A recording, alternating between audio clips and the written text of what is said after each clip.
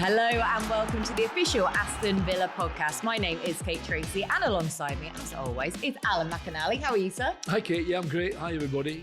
Looking forward to today. We have a guest in who I've known for a long, long time, and he's, apart from being a wonderful football player, with distinction for this football club as well. And I'm looking forward to hearing a few stories from him. So many stories. He's so entertaining, isn't he? So really, really looking forward to this one. So without further ado, here he is, Andy Townsend.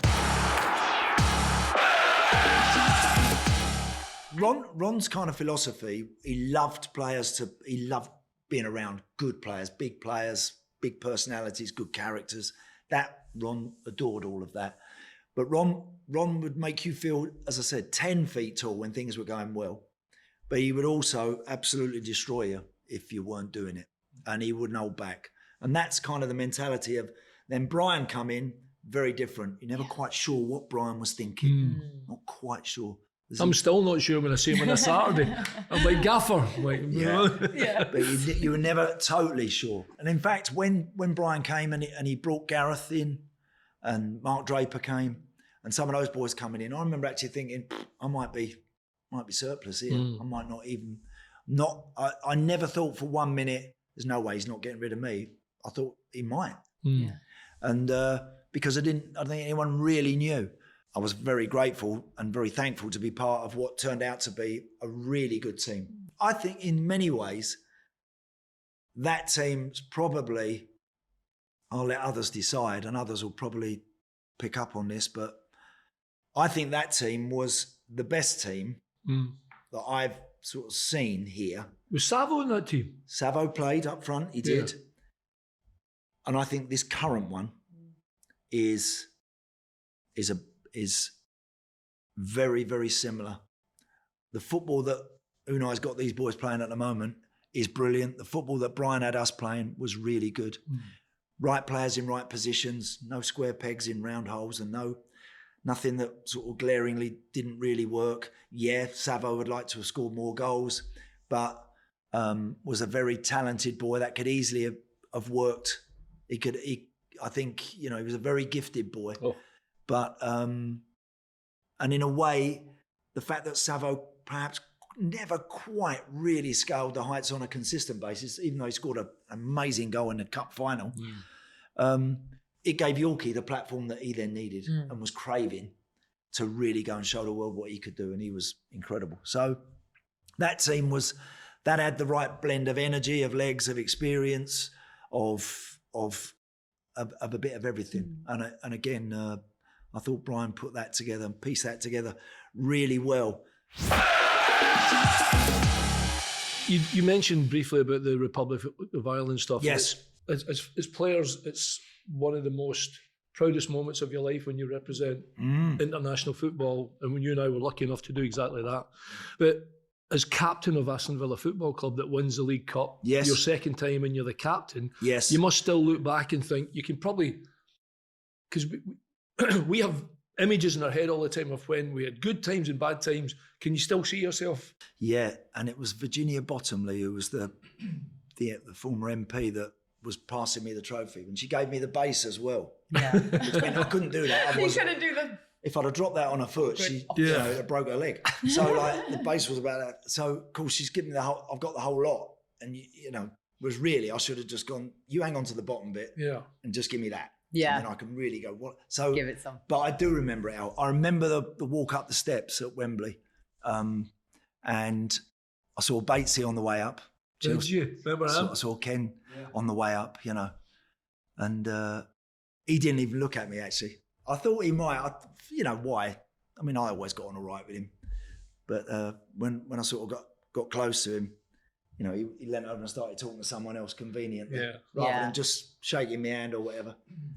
So I tapped him on the shoulder. I said, "Chins up, Ken. Don't worry about it." And a walk like no other, by the way. It's a great walk, that. I mean, funny enough, obviously nowadays the guys, they go around this sort of back staircase and come up onto that platform along the top. What was yours like? What, just straight up? Straight Go straight up, and then once you're there, and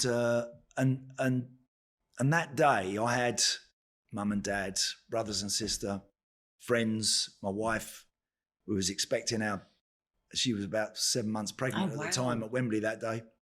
And my other 2 kids. And that day, it was, that is a moment where you really do cherish. That is, because very few get the privilege of being able to do that.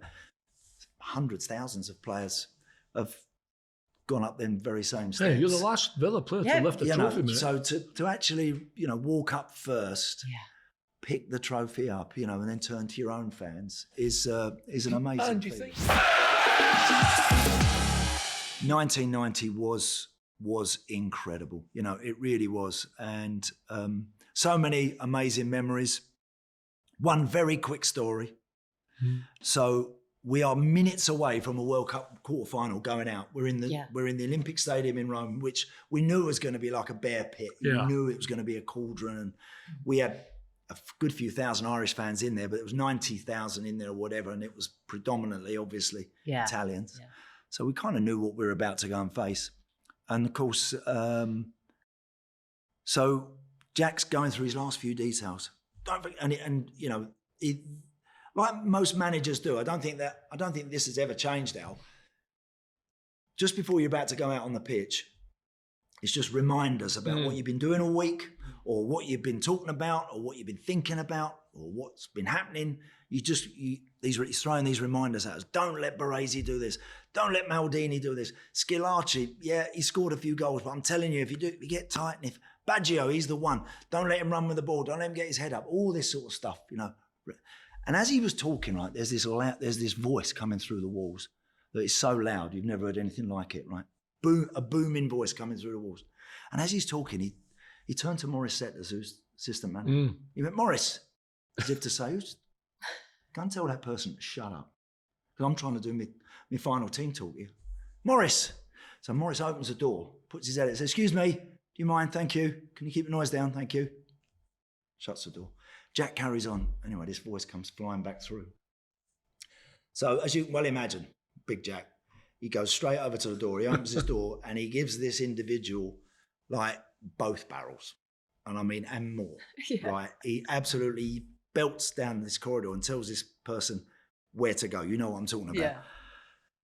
And it was only after the game that we realised that Jack had just told Pavarotti where to go, right? Right? Yeah, and no one even knew about it, right? And of course, the big booming voice. He was out in the corridor with the Italian players, and they were laughing and joking, and he had this big laugh and big voice. Nessun Dorma. I was going to say, he'd been singing Nessun Dorma all month, right? And that voice was coming straight through the walls, and so of course Jack goes out there, opens the door, and yells with a big claret face. He screams at him, tells him where to go. And of course, now we couldn't see it. We were in the dressing room. It was only afterwards. Gianluca Vialli, God love him. Gianluca Vialli told Cass, he said, I couldn't believe it. He said, when Jackie Charlton told Pavarotti where to go. And so only Big Jack.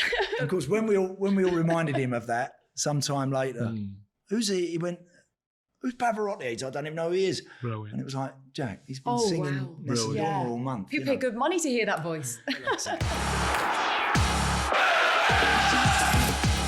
So a big thank you to Andy Townsend for coming and speaking to us, and just exactly as we imagined, full of stories, so entertaining. Yeah, Andy's a good orator, he's a good communicator, and I think that's probably was an advantage for him as he was growing into a football player. And he says it a couple of times, he came in kind of relatively late on a catch-up, but I never ever thought about Andy as a catch-up football player. I remember when Norwich and Chelsea, and I was delighted when he signed for Aston Villa, because by that time, obviously, I'd finished, I'd hurt my knee by then, and I'd stopped playing, and I was coming here as a fan, watching the guys.